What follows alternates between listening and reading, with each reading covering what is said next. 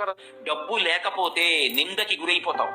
ఎంత డబ్బు అన్న ఆర్తి వద్దు, కానీ సంపాదించాలి, ప్రయత్నం ఉండాలి. ఆ ప్రయత్నం కూడా చేయకుండా ఒక్క రూపాయి సంపాదించకపోతే అమ్మ నిందిస్తుంది. తండ్రి కొడుకుని చూసి సంతోషంగా ఎరా అని ఇలా వెన్నుపాము మీద తట్టడం. మేము కష్టపడి సంపాదిస్తాం, వీడొక్క రూపాయి తేడు, అన్నదమ్ములు మాట్లాడరు. సేవకుడు చెప్పిన పని చేయడు, ఒక్క రూపాయి ఇవ్వలేవు కానీ పనులు చెప్తావా అంటాడు. భార్య కూడా ప్రియమార ఆలింగనం చేసుకోదు. అతను చాలా మంచి స్నేహితుడు, కానీ అసమానం కనపడినప్పుడల్లా డబ్బు అడుగుతుంటే ఆయన మాత్రం ఎక్కడి నుంచి తెస్తాడు? అందుకని ఇట్నుంచి ఈ డబ్బు సంపాదించిన వాడు ఎడుతుంటే అట్నుంచి మంచివాడైన స్నేహితుడు ఇలా వస్తుంటే వీడిని చూసి పని లేకపోయినా ఇటు రావలసిన వాడు అడ్డడిపోతాడు. ఏమై బాగున్నావా అని ఇలా చేయి కూడా ఎత్తడు. కాబట్టి ఓ స్నేహితుడా, డబ్బు సంపాదించు. డబ్బు సంపాదించనన్న మాట అనకు. యవ్వనంలో డబ్బు సంపాదించి తీరాలి. కాబట్టి ఆ డబ్బు చేత లోకమనందు సమస్తమైన శుభములు కలుగుతాయి. కానీ ఒక్కటి గుర్తు పెట్టుకో, నీతి తప్పి సంపాదించవద్దు.